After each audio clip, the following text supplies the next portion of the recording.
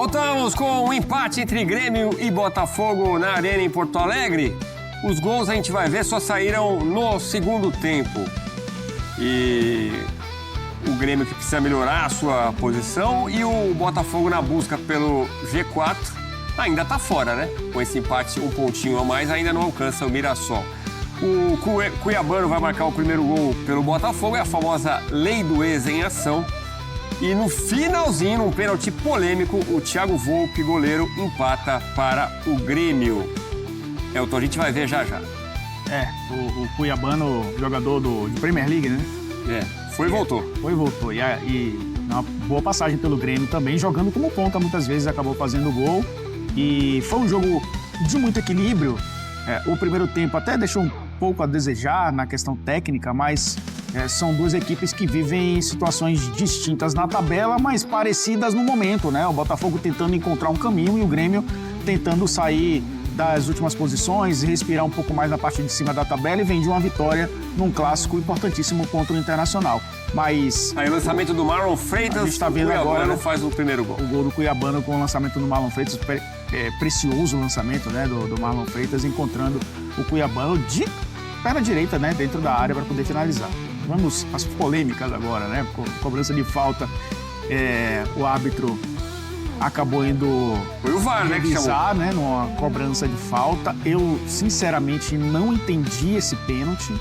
Ele, no argumento dele, talvez o cotovelo, né, tenha sido ali colocado para fora um pouquinho, né, do tronco, e por isso o pênalti foi marcado. O Thiago Volpi, que é um especialista, acabou empatando o jogo. E foi bem defendendo também. E foi bem, foi um dos melhores jogadores em campo. Bom resultado pro Botafogo, um empate fora de casa contra o Grêmio, sim, mas pensando na disputa pelo título, porque hoje é a única competição que o Botafogo tem. O Botafogo agora pensa apenas, para mim, Edu, em Libertadores. Acho que está muito distante de tentar o bicampeonato. Vamos para o Brasileirão, então, alguns jogos atrasados na noite dessa quarta-feira, né? Botafogo e Grêmio, aliás, Grêmio, Botafogo e Vasco e Bahia. Vamos primeiro de Grêmio e Botafogo. O Grêmio empatou, buscando, na verdade, com um gol de pênalti do Thiago Volpi no finalzinho também esse empate. Um Grêmio e Botafogo de discordâncias. Fica essa sensação de que poderíamos ter ganhado o jogo. Fizemos uma grande partida, devemos sair com 3 pontos. O Grêmio criou as chances mais perigosas. Sobrou Kahneman, defendeu, o goleiro voltou, o Edenilson. Que espetáculo de defesa. Marlon cruzou de primeiro, olha o gol, Edenilson subiu, defendeu, Léo Link. O Botafogo aproveitou melhor. Lançamento espetacular do Marlon Freitas pro Cuiabano. Marlon Freitas na medida pro Cuiabano que fecha no facão. Além do ex, castiga. O time segurou o resultado até os minutos finais e sairia com a vitória, se não fosse esse pênalti. Toque de mão do Matheus Martins na área. E aí, mais discordância. É uma interpretação de um lance onde em nenhum momento a gente vê a bola tocar a mão do jogador. É uma jogada clara, queira ou não, ele acaba ampliando com a mão aquele movimento que a bola passaria direto e acho que o pênalti foi muito bem marcado. O Volpi bateu sem chances pro Léo Link. O imortal tricolor briga até o último instante, que batida! Um pontinho para cada um e ninguém satisfeito. Esse jogo aí valia pela 16ª rodada do Campeonato Brasileiro, que bateu com a viagem do Botafogo para a Copa do Mundo de Clubes, né? Por isso ela só foi disputada agora. O Grêmio, apesar de não apresentar o resultado que o torcedor queria, até porque vinha depois de um Grenal, expectativa lá em cima e tal, apresentou um jogo legal. Foi um jogo interessante. Não sei. Não, acho assim, os goleiros foram bem, tá? Os dois. Tanto o Léo Link, que fez, vamos ver nessa defesa aí. O segundo lance, ele tinha impedimento, tá? Mas a arbitragem já ia deixar rolar. E o Thiago Volpi foi muito bem, não só pelo gol de pênalti, né? Era um bom batedor de pênalti, mas também na partida.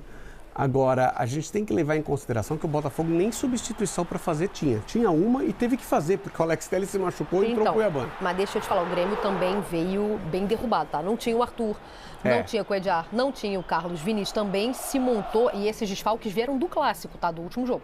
Então também se montou ali num formato meio alternativo, por necessidade. A defesa do Botafogo é a defesa que vem jogando, né? Embora para a próxima rodada já não tenha, tá? Porque o Barbosa tomou o cartão amarelo e o Caio Pantaleão foi expulso no final do jogo, depois que o jogo acabou. No final do jogo, às vezes a pessoa acha que é com 44. Depois do apito? Depois do apito. Né? Então está fora de bobagem, né? Vamos falar que quando o jogador faz um negócio desse, tem que tomar uma bela bronca. Então, defensivamente, o Botafogo estava ok. Olha o Léo Link aí fazendo outra grande defesa. Isso pode ter criado uma dificuldade para o Grêmio. Ofensivamente, o Botafogo tinha 2 jogadores voltando, né? O Arthur e o Arthur Cabral, meio fora de ritmo, mas era o que tinha. E tinha muita dificuldade para substituir. Por isso que, depois do gol do Cuiabano, o Cuiabano entrou no lugar do Alex Telles ainda no primeiro tempo. O Alex Telles é mais um machucado do Botafogo. O Botafogo teve mais dificuldade para segurar esse resultado. O Grêmio ficou em cima e acabou empatando no pênalti. O pênalti é difícil, tá? Ele não é um pênalti de decisão muito fácil, não. Na minha opinião, eu só discordo do Ancelotinho de que a bola não pegou no braço. A bola pegou no braço. A gente tem o áudio do VAR. O Kahneman tá lá em cima, vai para cima. Aliás, o Kahneman não tomou cartão amarelo ontem, gente. Anotem esse jogo, tá? Ontem ele não tomou cartão amarelo e ele foi para cima do árbitro, fez uma pressão.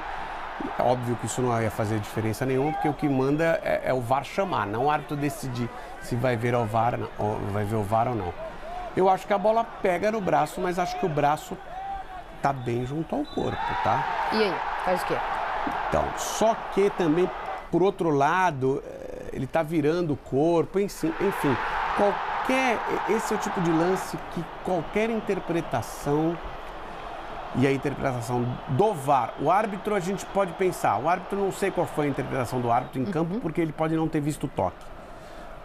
O VAR interpretou por vídeo que é um toque penal e o árbitro foi lá e concordou com o VAR. Aí depois o Grêmio teve essa outra oportunidade, né?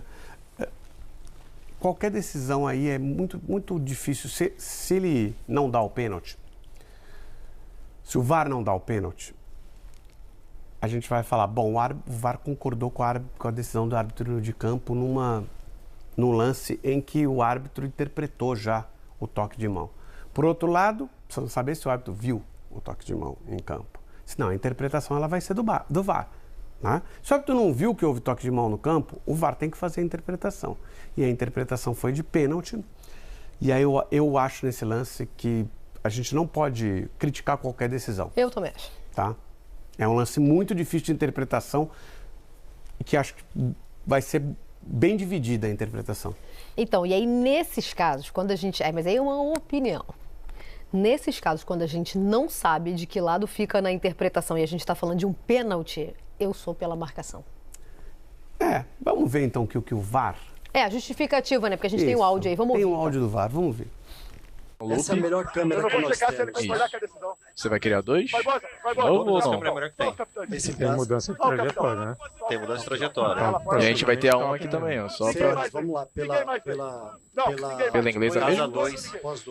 Casa as duas. Você quer as duas? Eu vejo um atleta que salta, com o braço esquerdo ele faz uma ação de bloqueio, mudando a trajetória dessa bola.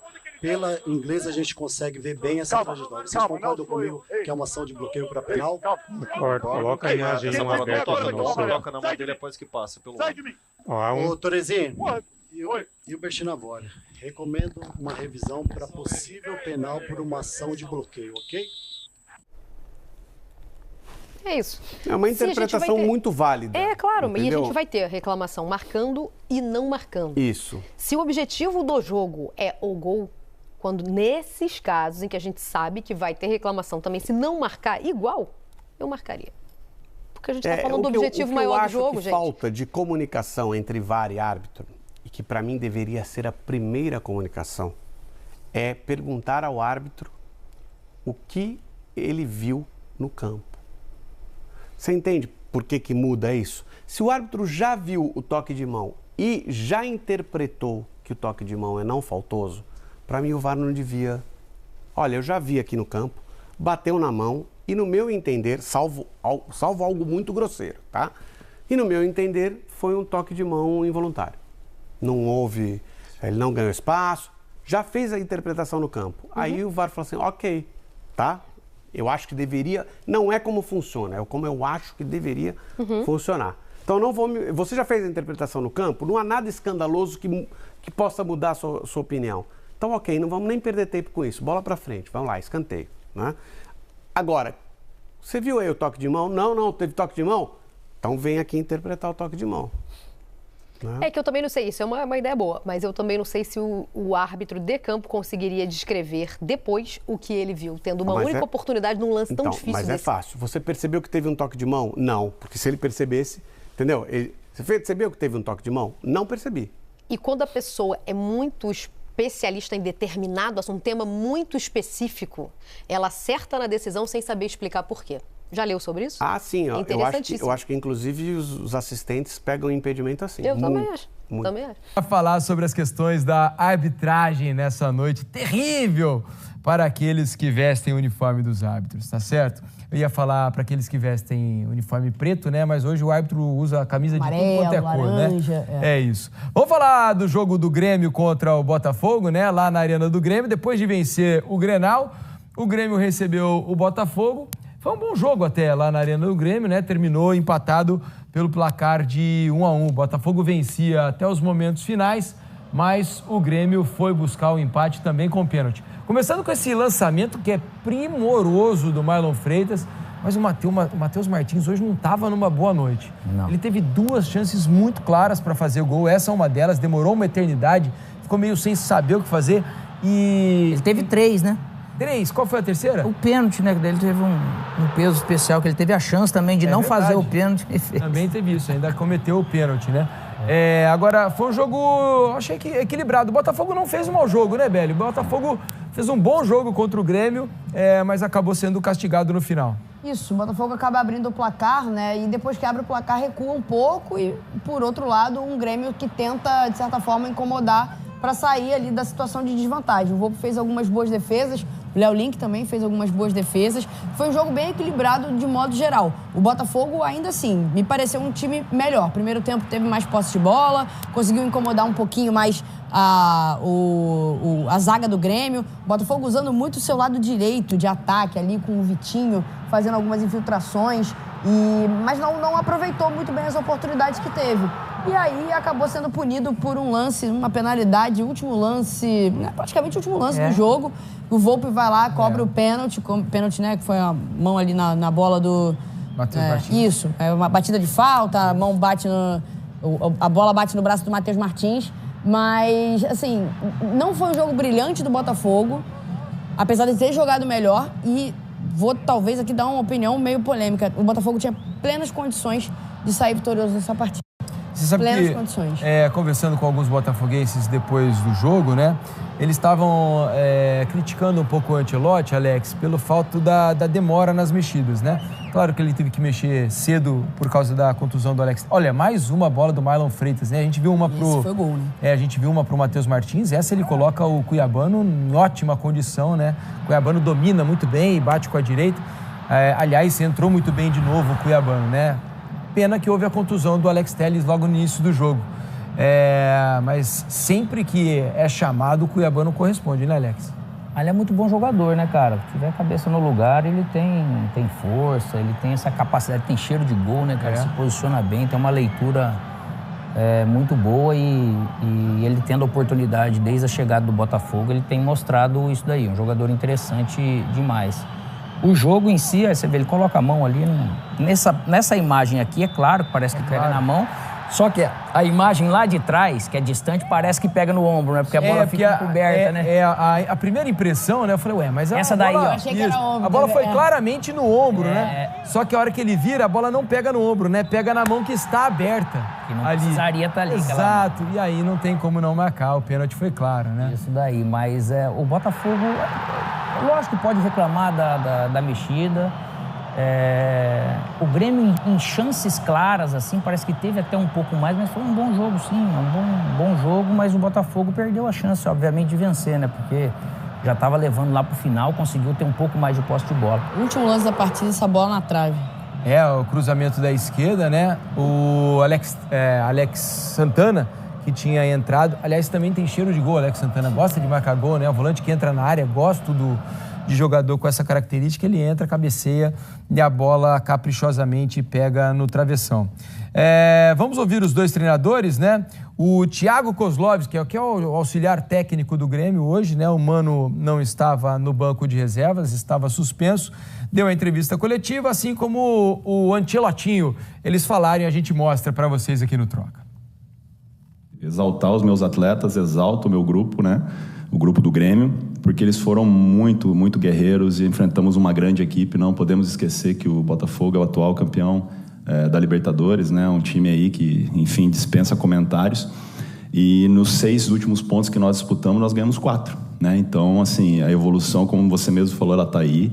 Acho que a equipe vem evoluindo com a chegada dos jogadores. Nós estamos tendo situações de mais criação de jogadas ofensivas, estamos tendo também consistência defensiva, que é importante esse equilíbrio dentro de uma equipe, né? Acho que o professor Mano está conseguindo achar isso, né? E a tendência é que domingo a gente possa também agora ter um dia mais de descanso, porque contra a equipe do Botafogo nós tivemos um dia menos de descanso também, isso tem que ser levado em consideração.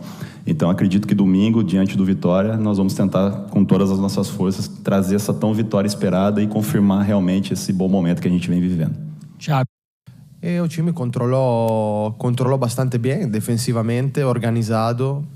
O time estava conseguindo uma vitória, acho que mereceu a vitória, e depois aconteceu o que todos sabemos. Claro que agora é uma sensação grande de frustração, mas não é uma derrota, é um empate sim, pode ser agora mesmo um sabor a derrota como frustração. Cada jogo onde escapou a vitória tem distintas razões, né? Acho que escapou a vitória os 3 pontos contra São Paulo porque o time jogou uma prestação, um futebol que não foi bom.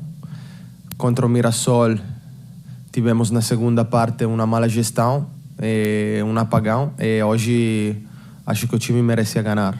Mereceu a vitória, não foi algo que a gente não podia controlar, então não é sempre o mesmo. É verdade que não temos continuidade nos resultados, mas temos que começar a ter mais continuidade na prestação.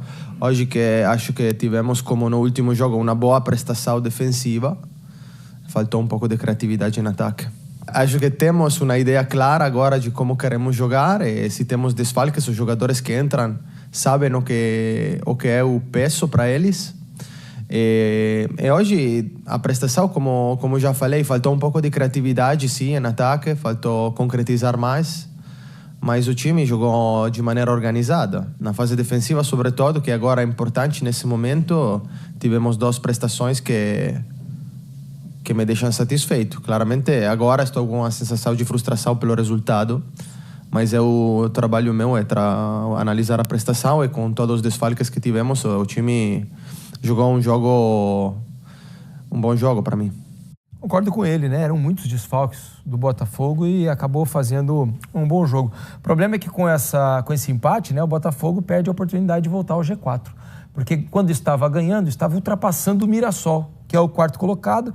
Eles empatariam em pontos, os dois ficariam com 42 pontos, mas o Botafogo empataria no saldo, não, ficaria atrás nos gols marcados, 41-35, mas encostaria e ficaria com os mesmos 42 pontos do Mirassol ali na 4ª colocação. 2 pontos de agora do jogo do Mirassol. O Mirassol teria 2 a menos, né? É verdade. Vamos fazer o seguinte, vamos chamar Paulo César de Oliveira, porque a gente tem bastante o que conversar com ele. Nós aqui, tá louco. Vamos chamar o PC, ele já tá prontinho aqui, uniformizado, pra gente conversar sobre essa noite, que eu considero trágica da arbitragem. Tanto no ambiente brasileiro como no ambiente sul-americano. Tudo bem, seu PC? Boa noite. Tá mais ou menos hoje, né? Mais ou menos. Boa noite, Diniz, Belly. Prazer trabalhar com você aqui pela primeira vez. Alex, uma ótima noite para todo mundo que está em casa acompanhando o Troca de Passes. Vamos começar com o lance do Grêmio, né? Porque alguns botafoguenses reclamaram do lance ali, né? Da mão, de a imagem não ser tão clara e tudo mais. Mas queria ouvi-lo, PC. O pênalti foi marcado no finalzinho e que culminou no gol do Thiago Volpi. Exato. Inclusive, a observação que vocês fizeram aí a respeito do lance foi a mesma que eu tive durante o jogo, né? A gente vai rodar a imagem aqui, porque no primeiro momento eu achei que a bola tinha batido no braço ali, colado do Matheus Martins, né? Porque essa imagem aí parece muito clara que pegou no braço. É isso, né? Tanto é que quando o jogo não foi reiniciado, eu falei... o braço que tá colado, só pra ficar colado, é isso. Eu falei com a coordenação. Falei, não, normal, não tava entendendo a reclamação do Kahneman, que foi muito... O Kahneman tava cantando parabéns, de tanta palma que ele bateu ali. Pressionou bastante mesmo. Nem reclama, né? Quase nunca, sempre colabora. Né? Reclamar. E ele fazendo gesto, mas olha só. Essa imagem não dá pra ver, né? Essa imagem não dá, mas a de trás do gol, ela é muito boa. Aí quando vem a imagem de trás do gol, que a gente percebe que a bola bateu na mão esquerda ali do Matheus Martins, que estava aberta, ampliando o espaço do corpo, essa imagem por trás do gol é muito boa. E aí sim, ele já está nessa posição prévia, com o braço aberto, ampliando o espaço do corpo. E só um detalhe que os jogadores estavam chamando a atenção, se a gente puder voltar só um pouquinho, para um pouquinho aqui, ó. A bola pode ter desviado também aqui no Arthur.